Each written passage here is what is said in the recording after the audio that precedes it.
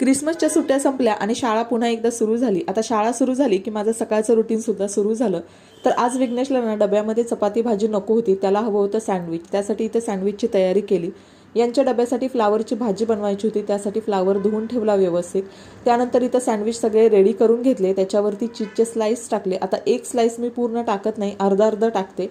त्यानंतर हा जो फ्लावर धुतलेला होता तो गरम पाण्यामध्ये थोडासा ठेवून दिला आणि त्याच्यानंतर ना राहिलेला जो ब्रेड होता तो वरच्या साईडनं लावून त्याला बटरसुद्धा व्यवस्थित लावून घेतलं. तव्यामध्येच मी सँडविच बनवते, जेणेकरून ॲट अ टाईम 4 होतात आणि व्यवस्थित आपल्याला हवे तसे खरपूस भाजता येतात. त्यानंतर इथं भाजीसुद्धा झालेली आहे, वाफेवर भाजी शिजते. त्यानंतर इथे कुकरसुद्धा लावून घेतला, ज्याच्यामध्ये अंडी मी उकडत ठेवलेली आहेत. त्यानंतर आता इथं ह्यांच्या डब्यासाठी चपात्या करायला घेतल्या आणि पटकन विघ्नेशचा डबा भरला आणि त्याला डबा पॅक करून दिला. सकाळची शाळा असेल आणि ह्यांचे दोघांचे वेगळे वेगळे डबे असेल ना, तर इतकी घाई होते, पण कसं तरी करून पटकन त्याचा डबा त्याच्या टायमिंगमध्ये आवरून दिला ना की मग रिलॅक्स.